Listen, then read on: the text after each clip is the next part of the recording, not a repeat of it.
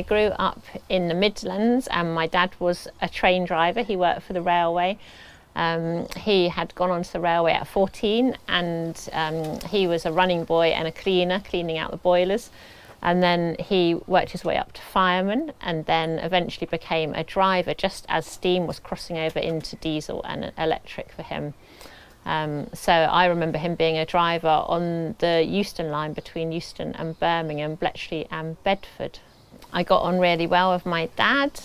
We used to travel on our free train passes all around the UK to countryside locations and to the seaside, down to the West Country to visit relatives.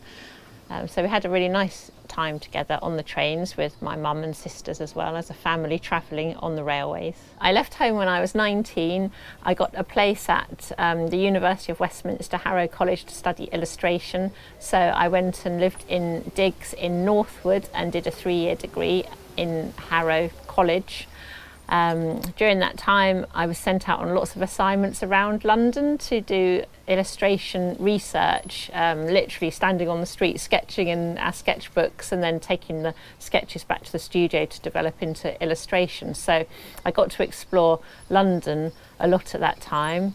One thing that I was really grateful for was the fact that my dad had did work on the railways, so I had a free train pass, so I could not only nip home to see my family using that, I got reduced travel on the London Underground, so I really did use it to its max and explore all corners of London.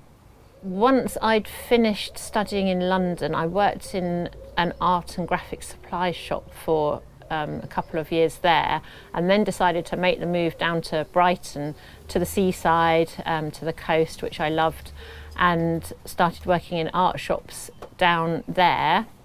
And there came a point when I kind of got a bit bored of that sort of work. I'd done everything. I'd done the window displays and the demonstrations and the buying in, and I thought, what can I do next? So I ended up at the Theatre Royal as an admin assistant and quickly worked through the ranks to become administrator, and then had a whole nother career in theatre for 13 years or so, working across the south coast of England in theatre management and front of house management. So I worked in Brighton, I worked in Chichester, and I worked in Worthing. I also worked in some venues that were cinemas too. So film became a bit more of my life, and also just the whole theatre environment. Years later, after that, I changed career again. Well, I say changed, kind of. I'd always carried on with the creativity. I'd always exhibited my artwork and sold my artwork and cards, and also I'd always run creative workshops and taken commissions as well.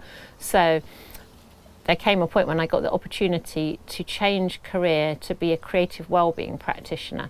And first I worked with adults with learning disabilities, facilitating creative activities and workshops for them. And then I went to work at St Dunstan's, which is now called Blind Veterans UK, and is a charity that looks after blinded military veterans who have sight loss.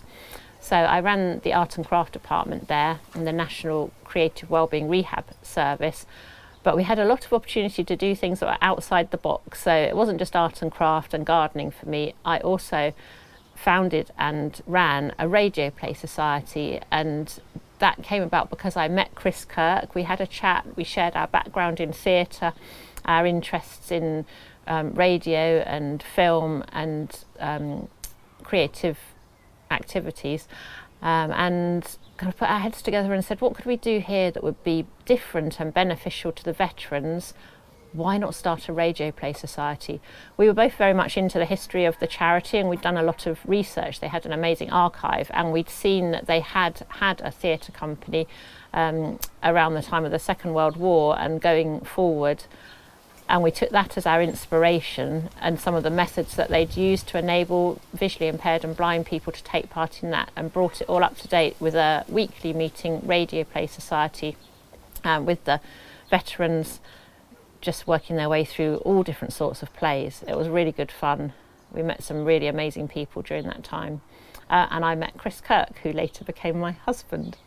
If I had to describe my whole career in a short sentence, I'd say I'm somebody who's good at thinking of ideas, and taking other people's ideas and my own, working out what will work and what won't work, and then making a really well-structured plan to make that idea a reality. So that's what I've done in all my roles, and Chris knew that, which is how I became the producer, because I'm good at structuring things from idea to research, putting together a plan, a timetable, a schedule, and just getting everybody and everything organised to create a thing. I became a producer for Tracing the Rails because it was my idea.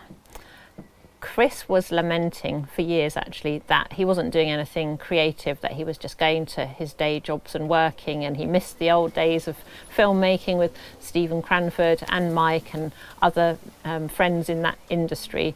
And I got tired of listening to him complaining about it, and one day I thought, let's just do something. On a Sunday afternoon, I said to Chris, shall we just make something ourselves, something for ourselves, something really simple? And he said, well, yeah, we could do that.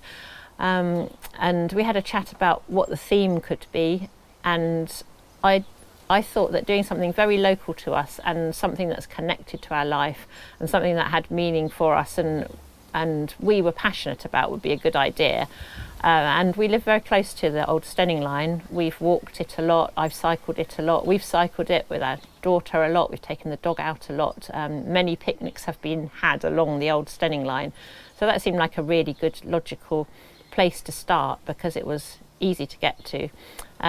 When we've been out and about on the Steyning Line in the past, we've always seen remnants of the old railway and had a little think about what it would have been, what that would have been, what this would have been, talked to our daughter about what was there before and imagined a completely different life around it. So that's how I came to be producer of Tracing the Rails, because it was my idea and I kind of put together the first plan to get out and do some filming.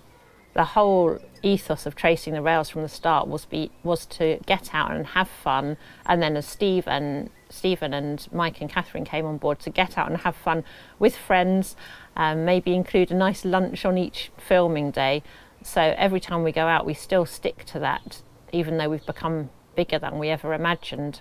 Meeting people that have not just seen the series but have the same passion and interest and share really interesting and amazing stories. It's a real privilege to listen to it, and I think when I'm surrounded by our people, those people who like history, like railways, and chat enthusiastically about the things that they've seen and the things that they've been interested in their life, that's the best bit of it all. So I'd say our premieres, our previews, our chances to meet people who are connected to the series.